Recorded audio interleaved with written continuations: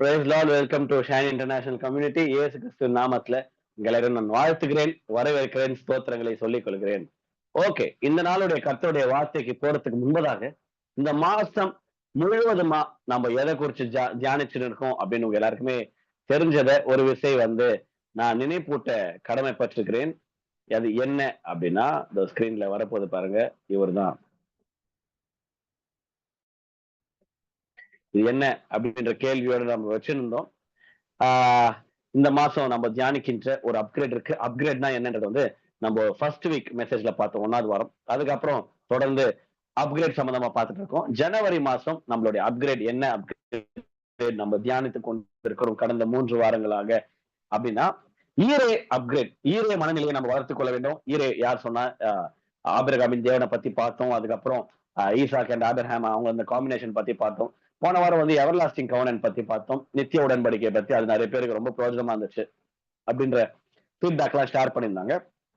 So அந்த வரிசையில இன்னைக்கும் ரொம்ப ரொம்ப முக்கியமான வேதத்துல இருக்கிற கதாபாத்திரத்தை நம்ம தியானிக்க போகிறோம். இந்த நம்மளுடைய வாழ்க்கையில ஆழமா நம்ம டீப் டைவ் பண்ண போகிறோம். ரொம்ப ரொம்ப எக்ஸைட்டிங்கா காத்துட்டுருங்க. நிறைய வசனங்கள் இன்னைக்கு வரப்போகிறது. ஒரே சாப்டர் லைனா நம்ம படிக்க போறோம். ஆனா இது வரைக்கும் நான் நிறைய வாட்டி இந்த இடம் படிச்சிருக்கேன். ஆதியாகமத்துல ஒரு பகுதி நிறைய வாட்டி படிச்சேன். ஆனா இந்த அளவுக்கு நான் ஆழமா போல. நல்லவேளை இந்த வார்த்தையோட தியானம் எனக்கு ஹெல்ப் பண்ணுச்சு.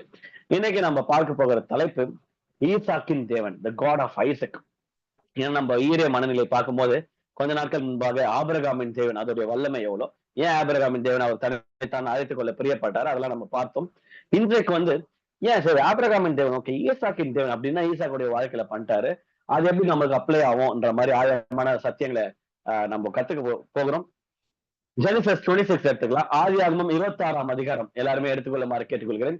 காட் ஆஃப் ஐசக், ஈசாக்கின் தேவன் அப்படின்னு அவரே அவர் அழைச்சுக்கிறாரு. நான் ஆபிரகாமின் தேவனும் ஈசாக்கின் தேவனும் யாக்கோபின் தேவனும். இன்றைக்கு ஈசாக்கின் தேவனை குறித்து நம்ம பார்க்க போறோம்.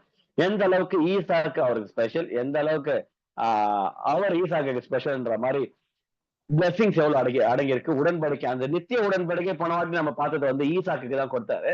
அதோடைய கண்டினியூவேஷன், அந்த நித்திய உடன்படிக்கை ஒரு மனுஷன் மேல, ஈசாக்கு மேல ஆண்டவர் வைத்ததற்கு அப்புறம் அவரோட லைஃப்ல என்னெல்லாம் நடந்துச்சுன்றத நம்ம நிறுத்தி நிதானமா படிக்க போகிறோம். எனக்கு ஒரு நிமிஷம், எனக்கு யாருன்னா கொஞ்சம் ரீடிங்ல ஹெல்ப் பண்ண மாதிரி கேட்டுக்கொள்கிறேன். அம்மா நீங்க இருக்கீங்க நம்புறேன். ஒரு நிமிஷம், நான் மியூட்ல இருக்கா பாத்துக்கிறேன். ஓகே அம்மா, அன்மியூட் பண்ண முடியுமா? ஓகே, பண்ண முடியும். Okay okay, thank you. ஓகே, 1ஆம் வசனம் படிக்கலாம்.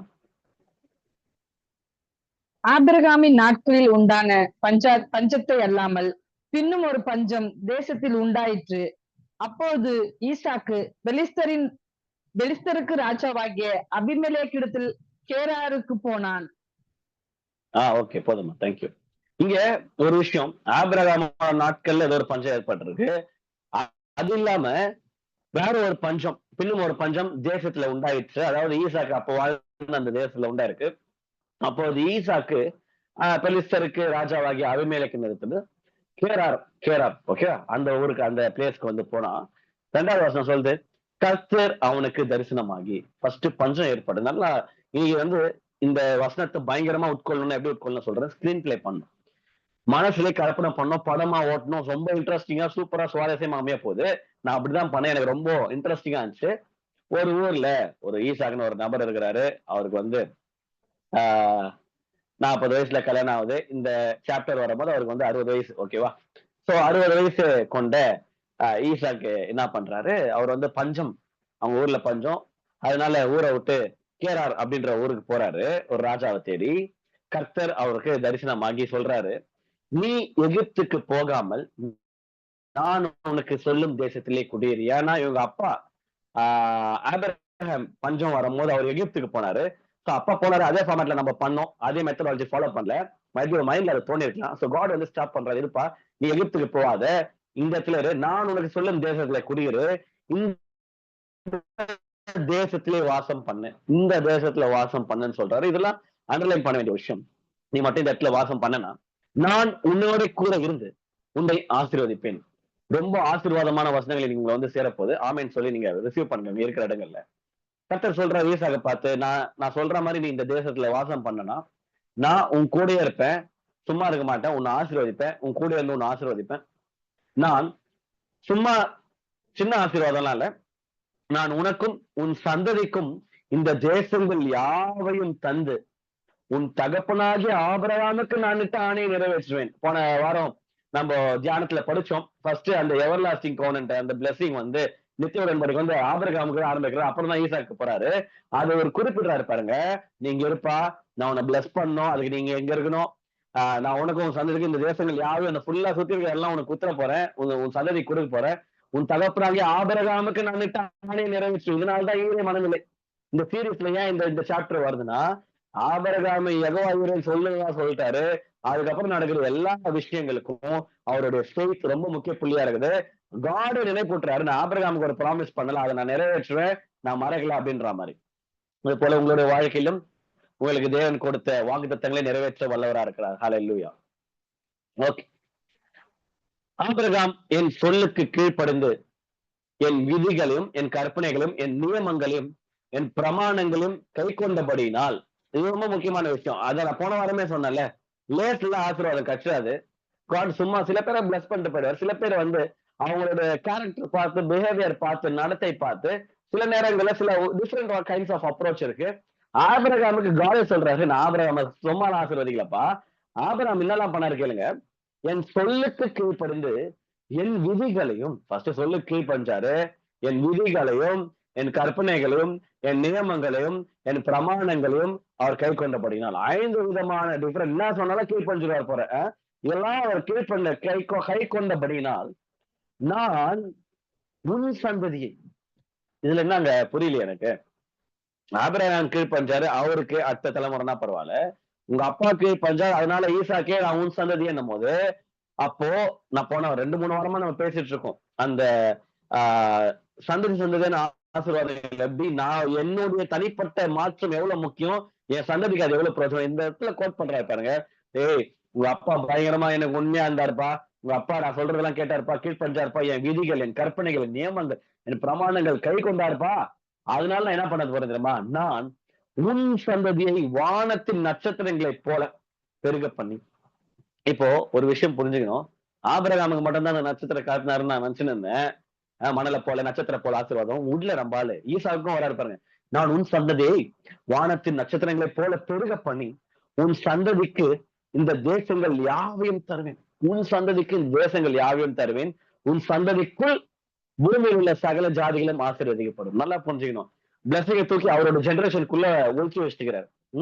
உன் சந்ததிக்குள் பூமியில் உள்ள சகல ஜாதிகளும் ஆசீர்வதிக்கப்படும். ஈசாக்கும் அவரோட பிள்ளைகளுக்குள்ளதான் எல்லா ஆசீர்வாதங்களும் அடங்கி இருக்கு. நல்லா புரிஞ்சுக்கணும். ஈசாக்கு அப்புறம் யாக்கோபு வராரு, யாக்கோபு தான் இஸ்ரவேல், இஸ்ரவேலுக்குள்ள ஆசீர்வாதங்கள் அடங்கி இருக்கு. இதுல ஒரு கிளிம்ஸ் தான், ஒரு டீசர் மாதிரி இந்த இடத்துல காட்டுறாரு. அது 5ஆம் வசனத்துல இதை கீழ்ப்படைஞ்சு 6ஆம் வசனம் சொல்லுது, ஈசாக்கு கேராரிலே குடியிருந்தான். அதுக்கப்புறம் அடுத்த வசனங்கள் வந்து நம்ம படிக்க போறதுல டக்குன்னு போக போறோம்.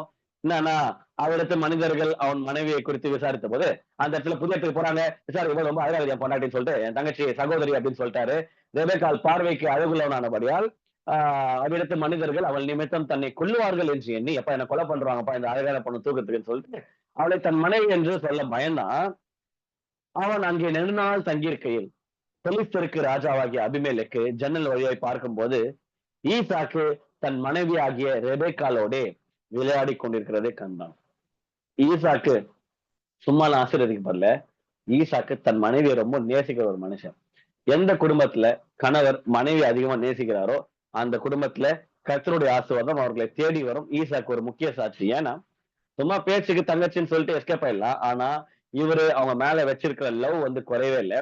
ஆக்சுவலா தமிழ்ல வந்து விளையாடி கொண்டுதான் இருக்குது, சும்மா விளையாட்டு இல்ல, கரேசிங் அப்படின்னு சொல்லிட்டு இங்கிலீஷ்ல இருக்கு. அதாவது அந்த டச் வந்து ஹஸ்பண்ட் அண்ட் ஒய்ஃப்குள்ள மட்டும்தான். ஏன் அண்ணன் தங்கச்சி விளையாட மாட்டாங்களான்னு கேட்காதீங்க. அந்த மாதிரி சும்மா ஒழிஞ்சு நின்று பாக்குறது கள்ள மண்ணா அந்த காட்டு கிடையாது. மனைவி கணவனும் அந்யோன்யமா சும்மா கிள்ளிலாம் விளையாடுவாங்கல்ல, இடுப்ப அந்த மாதிரி அந்யோன்யமான வார்த்தை இது. விளையாடினா விளையாடி இல்ல, இங்கிலீஷ் மீனிங்ல கரேசிங் இருக்கு, கொஞ்சி கொலாவி தொட்டு விளையாடுறது. அந்த மாதிரி வந்து காப்பாக்கு என்ன வயசு போதுமா, 60 வயசு. இதை கேட்டுக்கொண்டிருக்கிறவர்களே, உங்களுக்கு திருமணம் ஆயிருந்துச்சுன்னா பார்த்தா 60 வயசுலயும் ஒய்ஃப் கூட நல்லா விளையாடி இருக்கிறாரு. அதனாலதான் ஈசாக்கின் தேவன் காடு பெருமையா சொல்லிட்டு, என் புள்ள பாடுறா 60 வயசுல விளையாடுற ஆயா கூட. அந்த ஆயா கூட அவங்க வயசானவங்களா இருப்பாங்க இல்லையா, அந்த மாதிரி. தாத்தாவை வச்சு இன்னும் இந்த விளையாட்டு வேண்டி கிடக்குது அந்த மாதிரிலாம் இல்ல பாருங்க. 60 வயசா இருந்தாலும் கண்ண வாழ்ந்து அவர் 150 வயசு வாழ்ந்துக்கிறாரு. சோ அவர் வயசுக்கு ஒரு 33% ஆஃப் வயசு டேஸ் தான் வாழ்ந்திருக்கிறார் இது வரைக்கும். ஓகேவா? தன் மனைவியாகிய ரெபேக்காலோட கொஞ்சம் குழாய் விளையாடி இருந்திருக்கிறாரு. இதை அந்த ராஜா பாத்துட்டாரு. பார்த்ததுக்கு அப்புறம் எதுக்கு இந்த பாயிண்ட் நான் சொன்னேன், ஸ்கிப் பண்ணிருக்கலாம். எதுக்கு சொன்னேன்னா, மனைவியை நேசிக்கிறது ரொம்ப முக்கியம். இதை கேட்டு இருந்தீங்கன்னா அது ரொம்ப சீரியஸா எடுத்துக்கோங்க. காட் சும்மா எப்படி ஆபிரகாம் இதெல்லாம் செஞ்சாருன்னு ஆசீர்வச்சோ, அது போல இவர் தன் மனைவி மேல வைத்திருந்த காதல், அன்பு, பாசம் ரொம்ப முக்கியம். கர்த்தர் இது யாரு பாக்குறாங்களோ, அபிமெலேக்கு பார்த்தாரோ இல்லையோ, அதுக்கு முன்னாடி ஏசப்பா காட் பார்த்துட்டாரு. காட் பார்த்து யெகோவா தேவன் பார்த்து அதன் விளைவாக இவருக்கு ஆசீர்வாதங்கள் நிறைய கமெண்ட் பண்றாரு. சோ உங்களுடைய லைஃப்லயும் உங்களுடைய குடும்பத்தை எஸ்பெஷலா உங்களுக்கு கொடுக்கப்பட்ட கணவன் அல்லது மனைவியை நேசிக்கிறது ரொம்ப பெரிய அடிப்படை தேவை. அதை செய்யலைன்னா உங்களோட ஆசீர்வாதங்களை இழந்து விட அதிக வாய்ப்புகள் இருக்கு. So miss பண்றாதீங்க. அபிமெலேக்கு ஈசாக்கை அழைத்து, அவள் உன் மனைவியா இருக்கிறாளே, பின்ன ஏன் அவளை உன் சகோதரி என்று சொன்னா என்றான். அதற்கு ஈசாக்கு, அவள் நிமித்தம் நான் சாகாதபடிக்கு இப்படி சொல்லிட்டு ஆள விடுறான், எப்ப வெட்டுக்கிட்டு போடுறாரு கேட்டிருப்பாரு போல.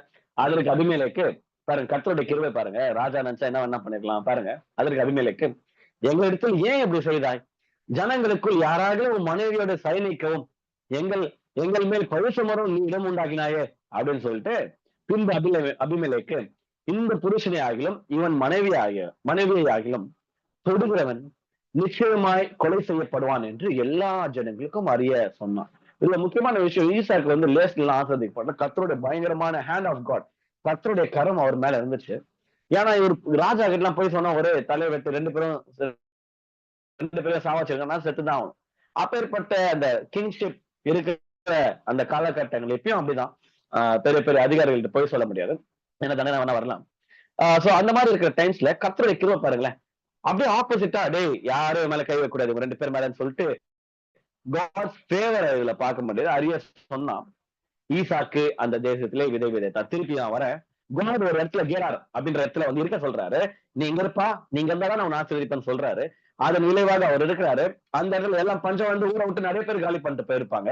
ஆனா ஈசாக்கு அந்த இடத்திலே அந்த தேசத்தில் விதை விதைத்தான். ஓகே, ஒரு பிக்சர் பார்க்கலாம். நிறைய பேர் தூங்கினே கேட்கிற மாதிரி எனக்கு ஃபீல் ஆகுது.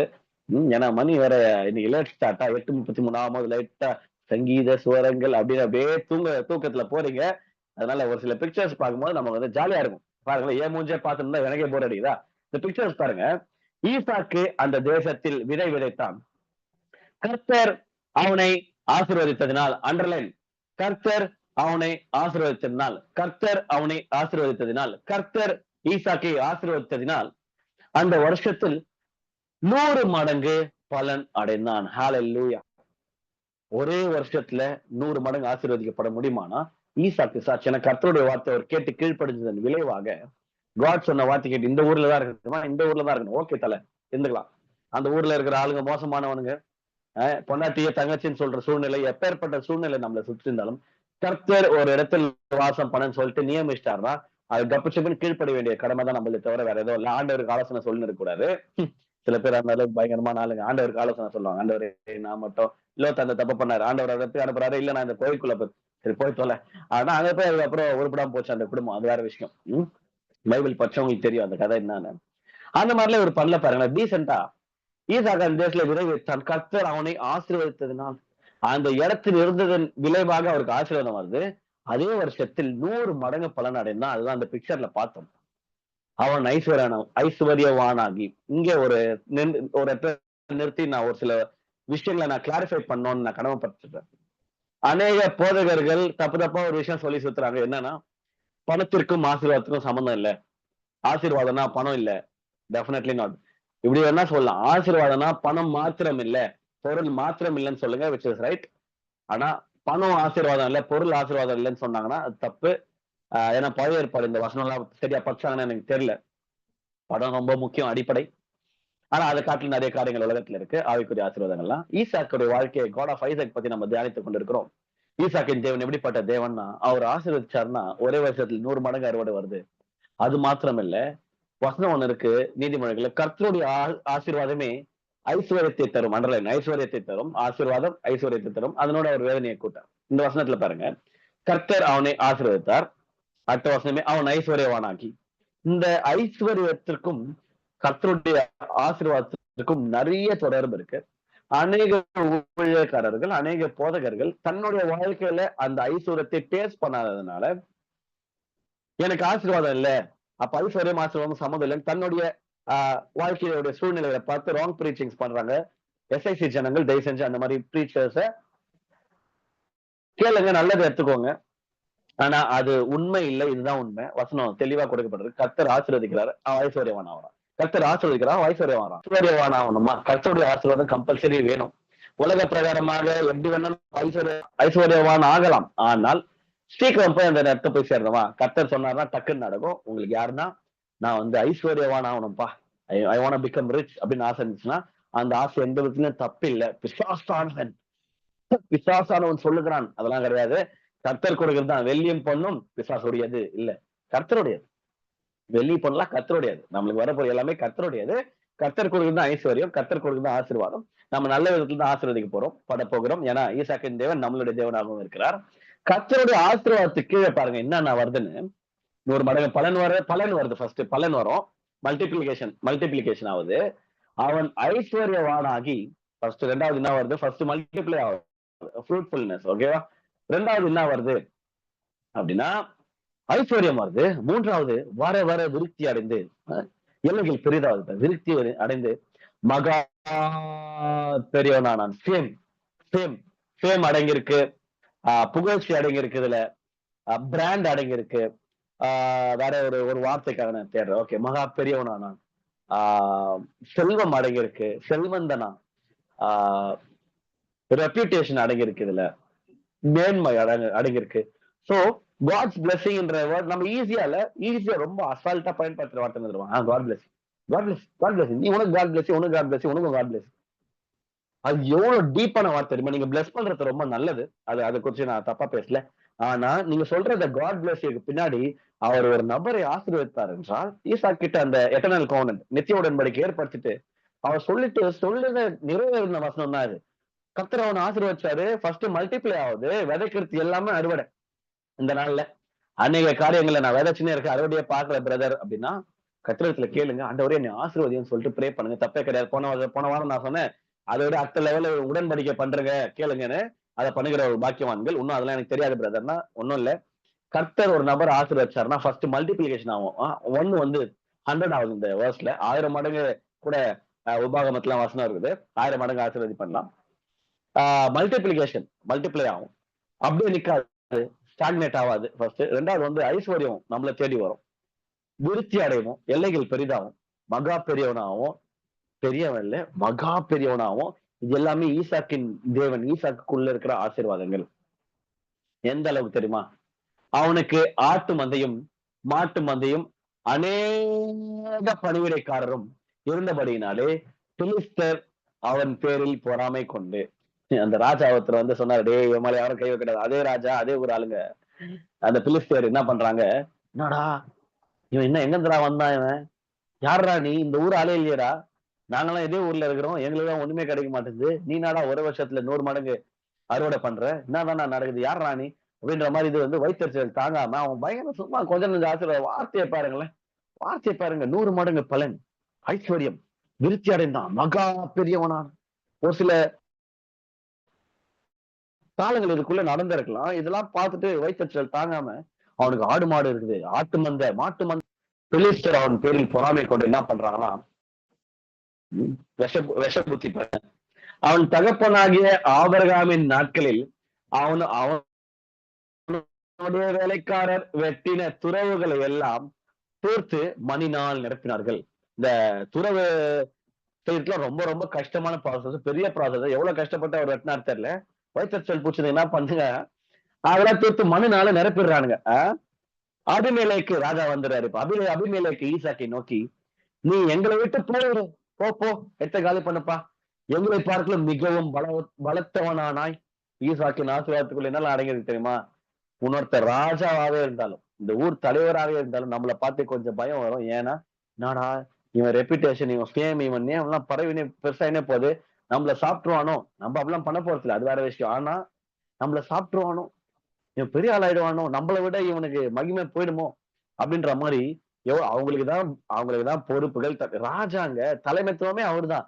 அவர் ஒருத்தனை பார்த்து பொறாமப்பட்டு பயப்படுறாருன்னா, அப்ப இவன் எந்த மாதிரி வேற லெவல்ல கத்தரால் ஆசீர்வதிக்கப்பட்டிருப்பான்னு யோசிச்சு பாருங்க. எப்பா நீ எங்களை விட்டு போய்விடு, எங்களை பார்க்கலும் மிகவும் பலத்தவனான ஆள் பலம், லேண்ட் எல்லாத்தையும் ஆக்கிரமிச்சுட்டு ஆள் பலம், ஆட்டு மந்தம் மாட்டு மந்தம் எல்லாம் பெருசாயிட்டு வேலைக்காரங்க நிறைய பேர் ஆயிட்டாங்க. ராஜாவோட வீட்டு வேலைக்காரங்களை விட இவருக்கு அதிகமா இருந்திருப்பாங்க. அதனால இவர் பார்த்து கம்பேர் பண்ணி இவனை விட்டா ரொம்ப பெரிய ஆளாயிடும்னு சொல்லிட்டு பலத்தனானே என்றான். அப்பொழுது ஈசாக்கு அவ்விடம் விட்டு புறப்பட்டு. ரொம்ப முக்கியமான விஷயம், கர்த்தரோட பிள்ளைகளுக்கு அடாப்டபிலிட்டியும் தெரிஞ்சிருக்கணும். கர்த்தர் சொன்ன டைம்ல அவர் அந்த இடத்துல இருந்தாரு, பிளஸ் பண்ணப்பட்டாரு. காலங்கள் புரண்டோடின, வேலைகள் பெரிதா வச்சு காட்ஸ் பிளெஸிங்ஸ் வாங்கினாரு. வாங்கினதுக்கு அப்புறம் நான் இந்த இடத்துலதான் இருப்பேன் அனுப்ப முடியல. பாத்தீங்களா, அதான் முக்கியம். எங்க ஸ்விட்ச் ஆகணும், எங்க எத்த காலி பண்ணணும், எங்க ப்ரெஷர் ஆகும்போது எத்த காலி பண்ணணும்ன்றதும் ஞானம். இங்க எந்த இடத்துலயும் காட் உள்ள போந்து நான் உனக்கு போக சொன்னபடினாலாம் சொல்ல, இவரு ஒரு டைம்ல டிசைட் பண்றாரு. ஓகே, ப்ரெஷர் அதிகமாகுது, இது என்னுடைய காலம், இந்த இடத்துல இந்த பர்டிகுலர் பிளேஸ்ல முடிஞ்சு போச்சு, என்னப்பா போடுமா, நான் யார் தெரியுமா, யாருங்களை வச்சேன்னா ராஜாவா இருந்தா யாரும் வேணா இருக்கு, உன்னை விட என்கிட்ட என் பக்கம் ஆள் பண்ணாதீங்க. டைலாகே பேசல, எந்த விதமான முறுமுறுப்புகளையோ எந்த விதமான வாக்குவார்த்தைகளையோ எந்த விதமான சண்டைக்கும் போல. இவர் சண்டை செஞ்சாருன்னா ராஜா டீமே தோத்துரும், ஏன்னா ஆள் பலம் இவருக்கு அதிகம். ஆனால் அதன் மத்தியிலும் எந்த வித ஐயா என்னங்கய்யா நீங்களே இப்படி சொன்னா எப்படி, கெஞ்சி கூத்தாடி எதுவுமே பண்ணல. போகணுமா, ஓகே, அவ்வளவுதான், கூல் ஆட்டிடியூட். ஏன்னா அவருடைய தேவன் யாருன்னு தெரியும், அவர் யாருன்னு அவருக்கு தெரியும். அப்போது ஈசாக்கு கம்முன்னு அவ்விடம் விட்டு புறப்பட்டு கேராரின் பள்ளத்தாக்கிலே கூடாரம் போட்டு அங்கே குடியிருந்தான். கேரார்ல இருந்தாரு, இப்ப எங்க இருக்கிறாருன்னா பள்ளத்தாக்கிலே கூடாரம் போட்டு அங்கே குடியிருந்தான். ஓகே, அடுத்த வருஷம் நம்ம படிக்கலாம். 17 வசனங்கள் படிச்சு முடிச்சிருக்கோம். அப்படியே என் கூட சேர்ந்து ஸ்கிரீன் பிளே அப்படியே பிக்சர் மாதிரி இதெல்லாம் பார்த்துட்டு இருப்பீங்க அப்படின்னு நான் நம்புறேன். பாருங்க 18ஆம் வசனம். தன் தகப்பனாகிய ஆபிரகாமின் நாட்களில் வெட்டினவைகளும் ஆபிரகாம் மரித்த பின் பெலிஸ்தர் தூர்த்து போட்டவைகளுமான துறவுகளை மறுபடியும் தோண்டி, வெல்ஸ், ஓகேவா, டிகிங் வெல்ஸ், கிணறு, ஓகேவா, கிணறு தோன்றாங்க. அந்த பிக்சர் இப்ப நாங்க காட்ட போறோம் உங்களுக்கு. அந்த மூட்டு போயிடானுங்களே வைத்தச்சல் போச்சுன்னு, அந்த துறவுகளை மறுபடியும் தோண்டி தன் தகப்பன் அவைகளுக்கு இட்டிருந்த பேர்களின்படியே அவர்களை பேரிட்டான். ஈசாக்குடைய வேலைக்காரர் பள்ளத்தாக்கில வெட்டி அங்கே சுரக்கும் நீரூற்றை கண்டார்கள். ஓகே, இப்போ ஒரு பிக்சர் நம்ம பார்க்கலாம். நான் இதை குறிச்சு கொஞ்சம் அலசி ஆராய்ச்சி கொஞ்சம் தியானம் பண்ணேன். பயங்கரமா இருக்குது. ஒரு நிமிஷம் இருங்க. எப்படி இருக்கும் இந்த ப்ராசஸ் அப்படின்னா, இது ஒரு பிக்சர். ஆல்ரெடி வெட்டப்பட்ட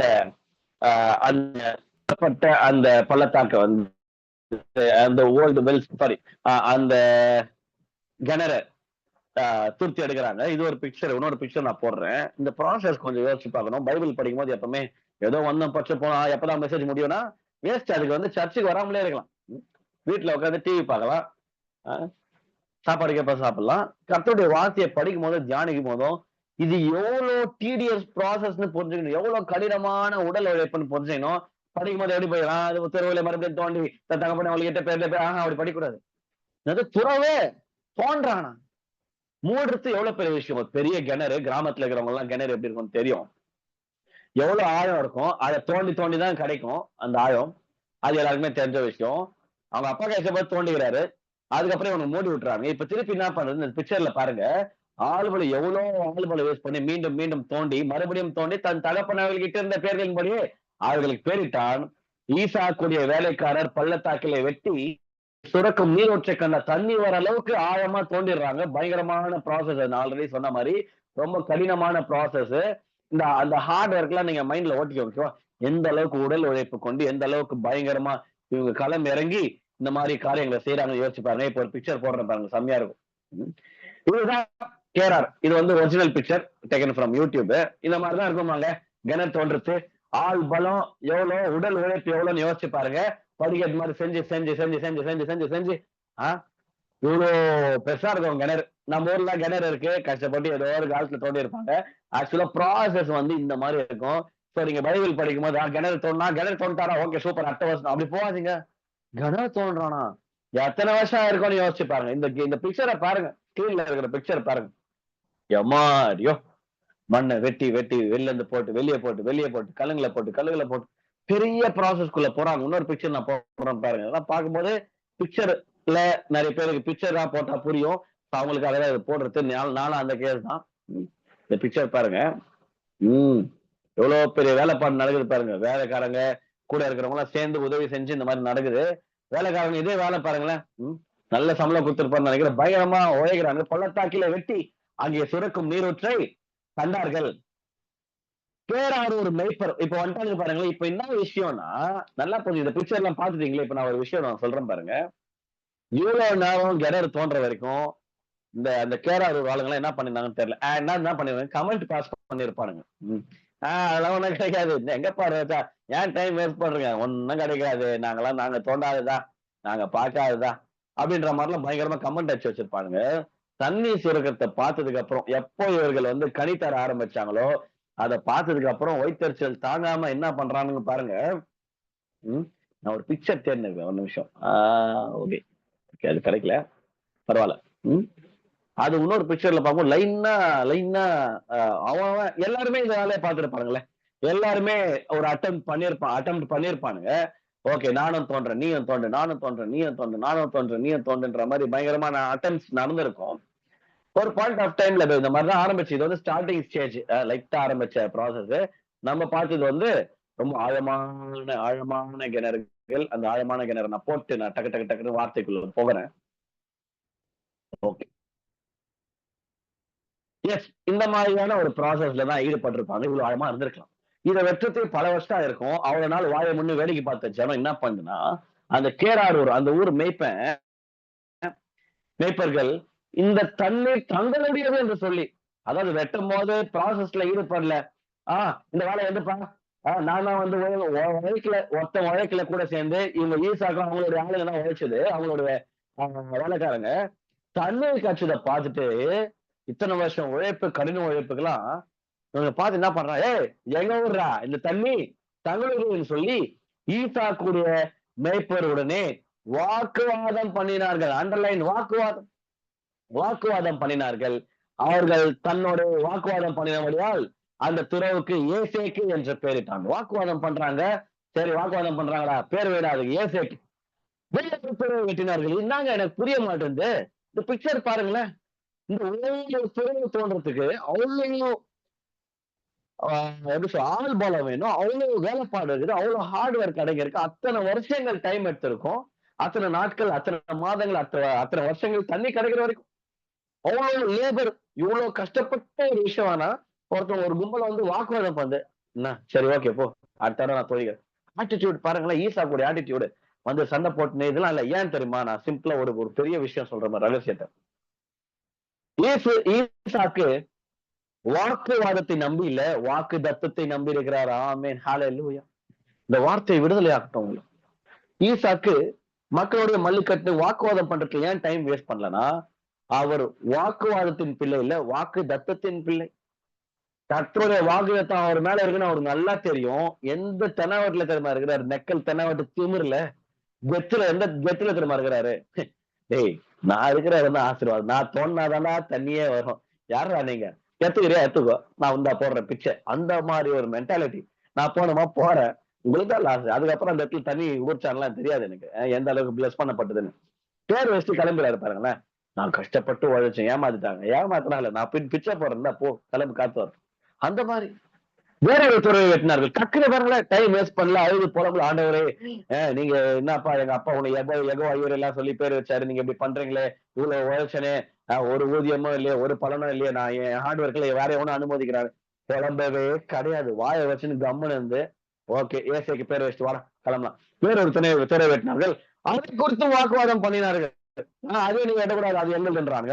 அவர்கள் அதற்கு செத்துதான் என்று பெயரிட்டால் பின்பு அவிடம் விட்டு தொடர்ந்து போய் போதும் இவங்க ரொம்ப பண்றாங்க சொல்லிட்டு வேற இடத்துக்கு போயிட்டு வேறொரு துறையை வெட்டினான். He was kept on working hard.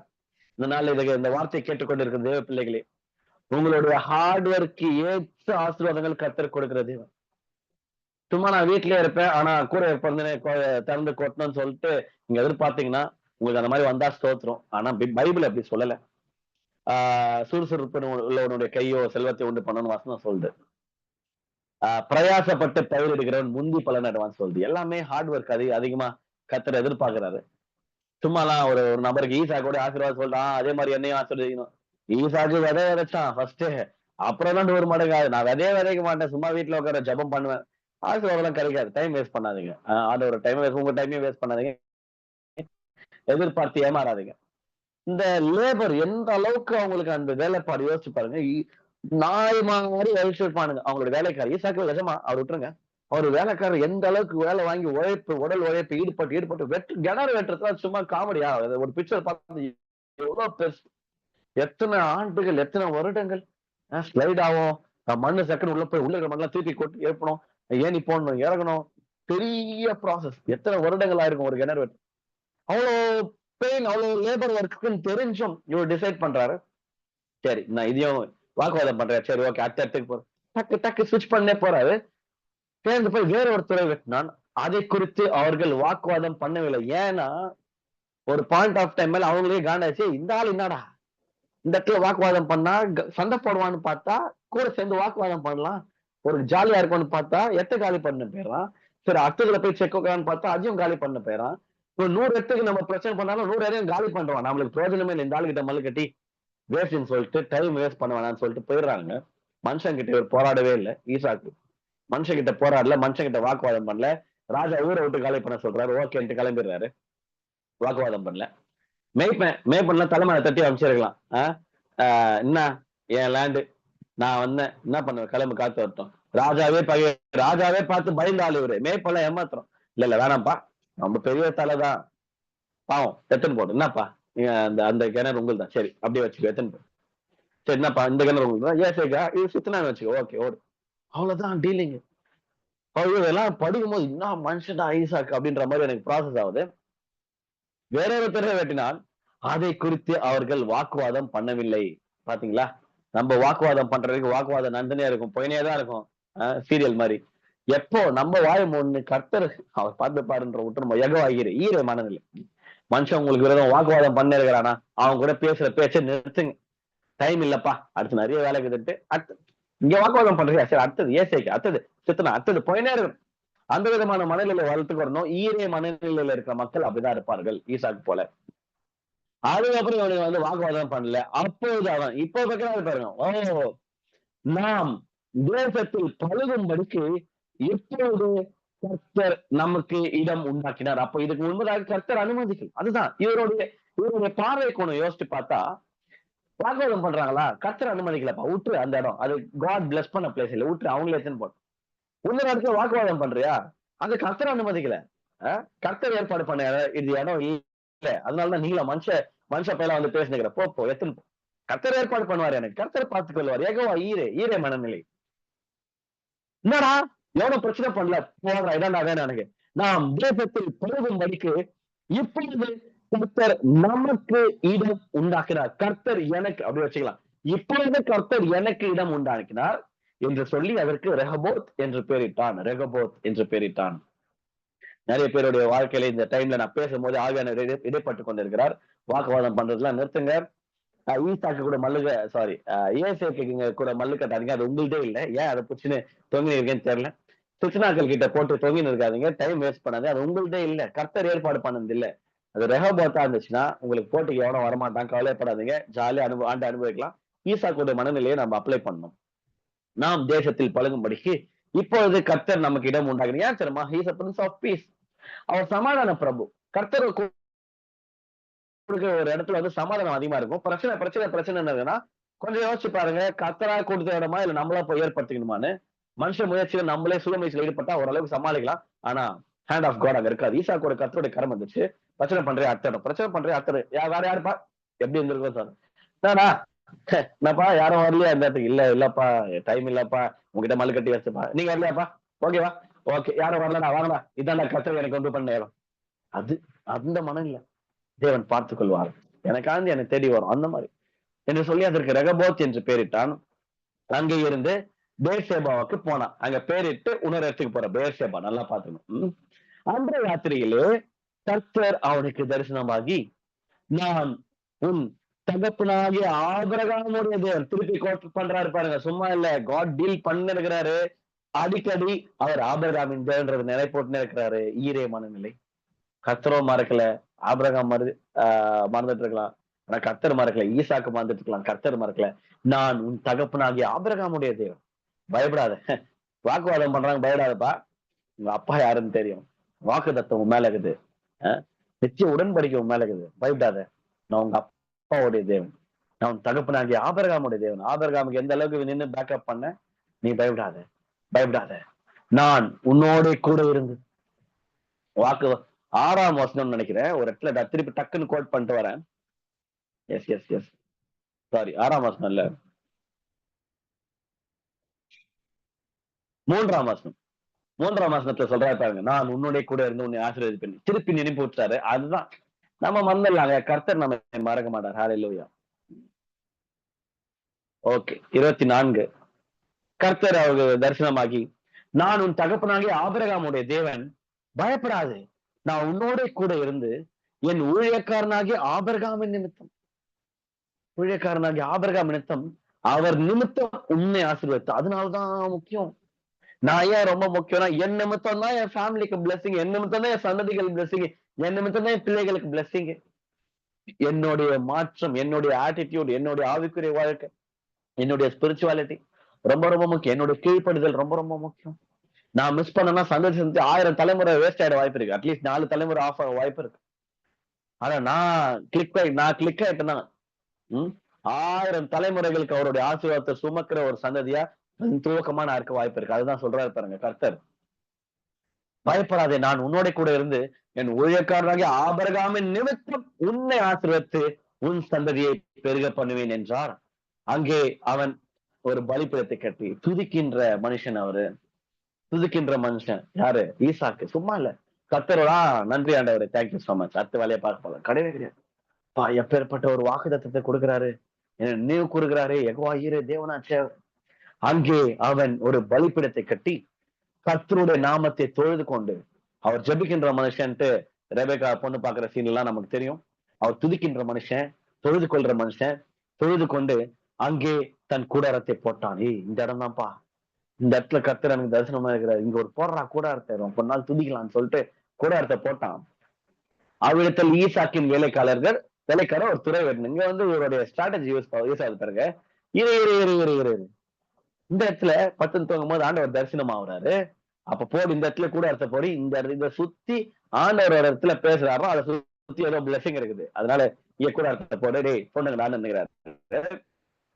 அவரிடத்தில் ஈசாக்கின் வேலைக்காரர் பாருங்களேன், பயங்கர ஹார்ட் ஒர்க்கிங், சும்மா ஆசிரியர் பயங்கர சேலரி இருக்கும்னு நினைக்கிறேன். ஒரு துறையை வெட்டினார்கள். அபிமேலேக்கும் அவன் சிநேகிதனாகிய அபுசாத்தும் அவன் சேனாதிபதியாகிய பீகோலும் கேராரிலிருந்து அவரிடத்திற்கு வந்தார்கள். பாத்தீங்களா, யார் இவரை துரத்துனாங்களோ, தனியார் துரத்தும் போது இப்ப ஒரு 3-4 பேரை கூட சேர்த்துன்னு வராரு. என்ன பண்றாங்க இந்த காமெடி பாருங்க. ராஜா அவர் இடத்துல வந்தார்கள், தேடின்னு வராங்க. அப்பொழுது ஈசாக்கு அவர்களை நோக்கி, இப்பதான் பேசுறாரு தலைவர், என்கிட்ட வர, ஏன் என்னிடத்தில் வந்தீர்கள்? நீங்கள் என்னை பகைத்து என்னை உங்களிடத்தில் இராதபடி துரத்தி விட்டீர்களே. என்னப்பா, நீ தான் தோர்த்தன, இப்ப என்கிட்ட வர, என்ன பகைச்ச, என் தோர்த்தன, நீ இந்த இடத்துல இருக்கக்கூடாது, என்னதான் இப்ப பிரச்சனை அப்படின்ற மாதிரி அவ்வளவு ஹார்டா பேசிருக்க மாட்டாரு. நான் சும்மா அப்படி பில்டப் கொடுக்குறேன். அதற்கு அவர்கள், நிச்சயமாய் கர்த்தர் உம்மோட கூட இருக்கிறார் என்று கண்டோம், நிச்சயமாய் கர்த்தர் உம்மோட கூட இருக்கிறார் என்று கண்டோம். ஆகையால் எங்களுக்கும் உமக்கும் ஒரு ஆணை ஏற்பாடு உண்டாக வேண்டும், ஆணை ஏற்பாடு உண்டாக வேண்டும் என்று நாங்கள் நிர்ணயம் பண்ணினோம். கர்த்தருடைய ஆசீர்வாதம் எப்படி தெரியுமா? நம்ம இல்லாத டைம்ல நம்மளை பத்தி பேசுவானுங்க ஃபேன்ஸ். நம்ம மூஞ்சிக்கு நேரா பேசுறாங்க ஒரு கும்பலே. நம்ம இல்லாத மாதிரி ஒருத்தர் நம்மளை பத்தி பேசுறாங்கன்னா அவங்க நம்மளோட சீக்ரெட் ஃபேன்ஸ். நெகட்டிவா பேசுறானா பாசிட்டிவா பேசுறாங்களா 2ஆம் பட்சம். அவங்களாம் ஃபேன்ஸை வரவேறுங்க. ஃபேன்ஸ் எப்படி இருக்கிறாங்க? இப்ப ஈசாக்கு ராஜா ஒருத்தனை விட்டு அமிச்சிட்டு, ஈசாக்கு ஊரை விட்டு அமிச்சிட்டு குரூப் டிஸ்கஷன் ஏற்படும். என்னடா பெரிய ஆளாயிட்டா, அடி என்னடா இப்படி பண்றான் அப்படி பண்றான் பேசிட்டு இருக்கிறாங்க. அதனால பேசி அவங்களே ஒரு ஆணை ஏற்பாடு உண்டாக வேண்டும் என்று நாங்கள் நிர்ணயம் பண்ணினோம். நாங்கள் உம்மை தொடாமல், இந்த கோட்டை தாண்டி நீயும் வரக்கூடாது நானும் வரமாட்டேன் அப்படின்ற மாதிரி ஒரு உடன்படிக்கை பாருங்க. நாங்கள் உம்மை தொடாமல் நன்மையோடு உமக்கு செய்து உம்மை சமாதானத்தோடு அனுப்பிவிட்டது போல. அங்க நான் உன்னை எதுவும் பண்ணல, நன்மை தானே செஞ்சேன், சமாதானத்தோடு அனுப்பிச்சல. அதே போல நீரும் எங்களுக்கு தீங்கு செய்யாதபடிக்கு உம்மோடு உடன்படிக்கை பண்ணிக்கொள்ள வந்தோம். உடன்படிக்கை, ஏன்னா இவருக்குள்ள நித்திய உடன்படிக்கை இருக்குன்னு தெரிஞ்சு போச்சு. கர்த்தருடைய ஆசீர்வாதம் இவனுக்கு இருக்குன்னு தெரிஞ்சு போச்சு. பாருங்க அடுத்த வார்த்தை பாருங்க. நீர் கர்த்தரால் ஆசீர்வதிக்கப்பட்டவராமே என்றார்கள். யார் சொன்னா? அவரே சொல்லுகிறதில்லை. இதான் ஈசாக்கு. சுத்தி உள்ள கண்கள் சொல்லணும், நம்மளுடைய வளர்ச்சி, நம்மளுடைய ஆசீர்வாதம், நம்மளுடைய ஐஸ்வர்யம், நம்மளுடைய எல்லைகள் பெரிதவற்றெல்லாம் பார்த்து சுத்தி உள்ள கண்கள் பார்த்து சொல்லணும், ராஜாக்கள் பார்த்து சொல்லணும், நீர் கர்த்தரால் ஆசீர்வதிக்கப்பட்டவர். எவன் நினைச்சாலும் இது முடியாது. எவனுக்கு 100 மடங்கு ஆசீர்வாதம் எல்லாம் ஒரு டபுள் மடங்கு ட்ரிபிள் மடங்கு எல்லாம் பரவாயில்ல, 100 மடங்கு நான் கர்த்தரும் கூட இருக்கிறேன். என்னடா இவ்வளவு பெருசா நான் கேள்விப்பட்டேன்ப்பா, நீ வாக்குவாதம் கூட பண்ண மாட்டேன், நான் கேள்விப்பட்டேன்ப்பா, அவ்வளவு கஷ்டப்பட்டு ஒரு கிணறு தோன்ற 7 செகண்ட் பேர் வைக்கிற வாக்குவாதம் பண்றானுங்க, டக்குன்னு காலி பண்ணிட்டு பேரு. என்ன இது, நார்மல் பீப்புள் இப்படியே பிஹேவ் பண்ண மாட்டாங்களே, நீ கர்த்தரால் ஆசீர்வதிக்கப்பட்டவராமே, இப்ப ஏதோ ஒரு கிணறு தோன்றன்னு தெரியுது, அதனால நாங்க வந்துக்கிறோம் சொல்லிட்டு அவர்களுடைய வாயில ஒரு புகழ்ந்து நிற்கிறாங்க. அப்புறம் அவர் என்ன பண்றாரு, நல்ல மனுஷன், ஆனால் அவர்களுக்கு விருந்து பண்ணினான். பாத்தீங்களா, சத்துருக்களா இருக்கலாம், துரத்து விட்டவங்களா இருக்கலாம், என் ஏரியாவுக்கு வரியா, வாராஜா நல்லா சாப்பாடு ஆக்கி போறோம், இந்த மனநிலை பாருங்க. நம்ம மனுஷன். இந்த தியானம் ரொம்ப முக்கியம். ஈசாக்க பத்தி நம்மளும் இந்த டக்கு பைபிள் படிச்சுட்டு போறோமா, பாஸ்போர்ட் மாதிரி, பிரோஜனமே கிடையாது. அப்படியே நிறுத்தி நிதானமா அலசி ஆராயும் போது, ஸ்கிரீன் பிளே பண்ணி பார்க்கும் போது எவ்வளவு மகத்துவங்கள் அடங்கி இருக்கு. அவன் அவர்களுக்கு விருந்து பண்ணினான், அவர்கள் பூசித்து குடித்தார்கள், அதிகாலையில் எழுந்து ஒருவருக்கொருவர் ஆணையிட்டுக் கொண்டார்கள். பின்பு ஈசாக்கு அவர்களை அனுப்பிவிட்டான், அவர்கள் அவனிடத்திலிருந்து சமாதானத்தோடு போய்விட்டார்கள். அந்நாளில் தானே போனதுக்கு அப்புறம் நடக்குது பாருங்க. அந்நாளில் தானே ஈசாக்கின் வேலைக்காரர் வந்து தாங்கள் துறவு வெட்டின செய்தியை அவனுக்கு அறிவித்து என்றார்கள். ஹாப்பி நியூஸை ஷேர் பண்றாங்க. அதற்கு சேபா என்று பெயரிட்டான். ஆகையால் அந்த ஊரின் பேர் இந்நாள் வரைக்கும் இப்ப வரைக்குமே பேசேபா எனப்படுகிறது. இத்தோட இந்த வேர்சஸ் முடியுது. ஈரே மனநிலை. ஓகே, என்ன கத்துக்கிறோம் இதுல இருந்து ஹைலைட்ஸ் அப்படின்னா, ஒரு மனுஷனுக்கு ஈரே மனநிலை. இதுல இருந்து எனக்கு என்னப்பா பிரயோஜனம், இது பெரிய பெரிய ஒரு பிரம்மாண்டமான ஒரு தலைவனை பத்தி நீ பேசினுக்கிறேன்னு எனக்கு புரியுது. எனக்கு ₹1 பிரயோஜனமானா, ₹1 இல்ல, கோடிக்கணக்கான காசு பிரயோஜனம், கோடிக்கணக்கான ஆசீர்வாதங்களுக்கு பிரயோஜனம். ஏன்னா ஒரு நபருடைய வாழ்க்கையில ஈரே மனநிலை அந்த நபருக்கு இருந்துச்சுன்னா, ஒரு நபருடைய வாழ்க்கையில ஈரே மனநிலை, எகவா ஈரே, அந்த மனநிலை அவங்க அப்பாவுக்கு இருந்துச்சு, பிள்ளைக்கு வருது இருந்துச்சுன்னா, நான் சொல்றேன் கேளுங்க, நம்மளுக்கு எப்படி தெரியுமா வாழ்க்கை மாறும், எப்படி தெரியுமா மனநிலை இருக்கணும். நான் இருக்கிற இடம் தான் ஆசீர்வாதமே. ஆசீர்வாதமான இடத்தை தேடி நீங்க போகாதீங்க, நீங்க இருக்கிற இடம் தான் ஆசீர்வாதம். எனக்கு அந்த ஆட்டிடியூட் எப்பவுமே இருக்கு. நான் இருக்கிற இடம் தான் ஆசீர்வாதம், நான் இருக்கிற சபையில தான் ஆசீர்வாதம், நான் இருக்கிற பிளேஸ்ல தான் ஆசீர்வாதம், நான் இருக்கிற வீடு, நான் இருக்கிற அந்த அந்த சுற்று வட்டம் தான் ஆசீர்வாதம். என் நிமித்தம் தான் இந்த கிராமமே ஆசீர்வாதிப்படும். அதுதான் உண்மை, அதுதான் சத்தியமும் கூட. அப்படிதான் ஈசாக்கு இருந்தார். அவர் எங்க போனாரோ ஆசீர்வாதம் அவர் கூட டிராவல் ஆக தவிர ஆசீர்வாதமான இடமா தேடி போல. ஆண்டவர் இந்த இடத்துல இருறா, நான் ஆசீர்வதிக்கிறேன், இந்த இடத்துக்கு போறேன், சரி அங்க ஆசீர்வாதம், அங்க போறேன், அங்க ஆசீர்வாதம். எங்க நீ எங்க கிணறு தோன்றி அங்க ஆசீர்வாதம். எப்ப தண்ணி இருக்கிற இடமா பார்த்து கிணறு தோன்றுங்க கிடையாது. நான் எங்க தோன்றோம் அங்க தண்ணி வரும், அதுதான் ஆசீர்வாதம். முடிஞ்சா வாக்குவாதம் பண்ணி நீ வச்சுன்னு போ. அப்படிப்பட்ட ஒரு தேவன். நான் இருக்கிற இடம் தான் ஆசீர்வாதமே. என் நிமித்தம் தான் இந்த இடம் ஆசீர்வதிக்கப்படும். என்னை வெளியே அனுப்புனா லாஸ் அவங்களுக்கு தான். ஏன்னா அபிமெலேக்கை வெளியே அனுப்பிச்சிட்டாரு. கம்பனப்பா போயிட்டானா, ஓகே நம்ம நிம்மதியா இருக்கலாம். ஏன் தேடி வராங்க ராஜாக்கள், அனுப்பும் போது ஒருத்தன், கூடி வரும்போது 4 பேரு, என்ன கான்செப்ட்? ஏன்னா புலந்துக்கு அப்புறம் அந்த இடம் ஆசீர்வாதமா இல்ல. பயம் வந்துச்சு, என்னடா அவன் இன்னும் பெரிய ஆளாயினே போறான், ஒரு உடன்படிக்கை ஏற்படுத்திடலான்னு சொல்லிட்டு நம்மள யார் யாரெல்லாம் வெளியே அனுப்புனாங்களோ, துரத்தி விடப்பட்டீங்களா, அசிங்கப்படுத்தப்பட்டீங்களா, அவமானப்படுத்தீங்களா, குரூப்பை விட்டு தூக்கி இருக்கிறாங்களா, குரூப்பை விட்டு லீவ் பண்ண, வாட் எவர் மைட் ஹேப்பன். இந்த காலத்துல அப்படிதான் போராட்டங்கள் நடக்குது. அப்ப ஊரை விட்டு இப்ப குரூப்பை விட்டு தூக்கிடுறாங்க. பரவாயில்ல, லாஸ் அவங்களுக்கு தான், லாஸ் அவங்களுக்கு தான். ஏன் தெரியுமா? நான் எங்க இருக்கிறேனோ அதுதான் ஆசீர்வாதம். என் நிமித்தம் ஒரு ஆசீர்வாதம் இருக்கு, அதை இழந்துடுறாங்க பாருங்க. பாவம், பரிதாபமா இருக்கு. இவரு வாழ்க்கையில அப்படிதான். போனதுக்கு அப்புறம் இவனை இங்கே வச்சிருக்கலாமோ, லேண்ட் ஃபிளரிஷா இருக்குமே, இதன் நிமித்தம் இந்த ஆள் நிமித்தம் பயங்கரமா இதுவா இருக்குமே, பயந்து தூக்கிட்டுமே, சரி ஒரு உடன்படிக்கை இப்ப பெரிய ஆளாயிட்டான்னு ஏன் வச்சு செஞ்சிருவான், நம்மள சமாதான உடன்படிக்கை ஏற்பாடு பண்ணலாம்னு சொல்லிட்டு வந்துக்கிறாங்க பாருங்க. நம்ம நிமித்தம் ஆசீர்வாதம். மெயினா 28வது வசனத்தில் சொன்னது போல, பிறருடைய வாயில என்ன திறமை வரும், நிச்சயமாய் கர்த்தர் உன்னோட கூட இருக்கிறார் சொல்ற மாதிரி வாழ்க்கை அமையும். ஈரே மனநிலை இருந்தால். இந்த வீக்கோட ஈரே அப்கிரேட், ஈரே மென்டாலிட்டி சீரீஸ் முடியுது. இந்த மனநிலையை ஸ்ட்ராங்கா வளர்த்துக் கொள்ளுங்க. எந்த தனிநபருடைய வாழ்க்கையில ஈரே மனநிலை இருக்கோ அவர்கள் சந்ததி ஆசீர்வதிக்கப்படும், பிள்ளைகள் ஆசீர்வதிக்கப்படும். முக்கியமா சுற்றி உள்ள கண்கள் பார்த்து சொல்லுவாங்க. புறஜாதியாரா கூட இருப்பான், அவங்க சொல்லுவாங்க, நிச்சயமாய் கர்த்தர் உன்னோட கூட இருக்கிறார்ப்பா, கர்த்தர் உன்னோட கூட இருக்கிறார்ப்பா. தெரியாதனமா பேசி என்ன மனுஷன், கர்த்தர் உன் கூட இருக்கிறார். கர்த்தருடைய பலத்த கருத்தை நான் பாக்குறேன், கர்த்தருடைய பலத்த கருத்தை பாக்குறேன். ஏதோ தெரியாம தரமா பேசிட்டோம், தெரியாதனமா செஞ்சிட்டோம், கர்த்தரும் கூட இருக்கிறார், கர்த்தரும் கூட இருக்கிறார். சுத்தில அவன் சொல்லுவான். அனுப்பிவிட்ட மக்களையே தானா ஆஜராக வச்சு நம்ம கூட உடன்படிக்கை செய்ய வைக்கும் தேவன் அவர். பாத்தீங்களா? ராஜாங்க அவர். இவர் சாதாரண ஒரு மனுஷன். அனுப்பி விட்டு பல வருஷம் கழிச்சு திருப்பி வந்துட்டு உடன்படிக்கை செஞ்சுக்கலாம்டா, நீயும் நானும் தெரியாதனமா உன்னை அனுப்பிச்சிட்டேன், எதனா பார்த்து பண்ணு. எப்படின்னாங்க இது கான்செப்ட்? அனுப்பிவிட்ட மக்களையே தானா ஆஜராக வச்சு நம்ம கூட உடன்படிக்கை செய்ய வைக்கும் தேவன் அவர். அப்பேற்பட்ட ஒரு தெய்வத்தை ஆராய்ந்து கொண்டிருக்கணும். வசனம் ஒண்ணு இருக்கு இல்லையா, அவன் செய்வதெல்லாம் வாய்க்கும். இது இங்கதான் பிறந்தோம். ஈசாக்கு அப்படியே பிறந்தோம். தாவீது எழுதின சங்கீதம் தான் ஈசாக்கும் அப்படியே பிறந்தோம் பாருங்க. அவர் தொட்டதெல்லாம் பொண்ணா வந்தவங்க. அது போல இவர் எங்கெல்லாம் இருக்கிறோம் அந்த இடம் பிளஸிங். எதெல்லாம் தோன்றதோ அந்த தண்ணீர் வருது. ஈசாக்கு தோணினே நான் தண்ணியை வரலப்பா, கிடையவே கிடையாது. அப்படி ஒரு சுப வசனமே கிடையாது. தோணுனா தண்ணி வருது. ஏசேக்கு வச்சுக்கோ, சித்தனா வச்சுக்கோ, ரேகபோத், அதுக்கப்புறம் சேபா, போயிட்டே இருக்கிறாரு பாருங்க. நம்மளால எவ்வளவு டிடிஎஸ் ப்ராசஸ், எவ்வளவு பெரிய ப்ராசஸ் கண்டிப்பா. ஹே, எவ்வளவு பெரிய ப்ராசஸ் இருக்கட்டும், நான் இறங்கிட்டேன்னா அச்சு 6 அச்சு தான் வெளியே வரும். நான் இறங்கிட்டேன்னா தொட்டதெல்லாம் கோல்டா மாறும். அவன் செய்வதெல்லாம் வாய்க்கும். நம்ம தொட்டாலே துவங்கும். தொட்டது தொலைங்க, வச்சது விளங்கணும். அது போல ஏன் தெரியுமா? எப்படிங்க ஒரு நபருடைய வாழ்க்கையில் எப்படி அவன் செய்வதெல்லாம் வாய்க்குது? காரணம் உண்மையானதான், கர்த்தரின் உடன்படிக்கை. கர்த்தர் ஈசா கூட நித்திய உடன்படிக்கையில இருக்கிறாரு. கர்த்தருடைய ஆசீர்வாதம் அவர் மேல இருக்குது. அந்த நித்திய உடன்படிக்கையின் விளைவுல அவன் செய்வதெல்லாம் வாய்க்குது. எப்படிப்பா ஆசீர்வாதம், எப்படிப்பா ஆசீர்வாதம் இவருக்கு? அவன் உழைக்கிறான். உழைத்தால் ஆசீர்வாதம்.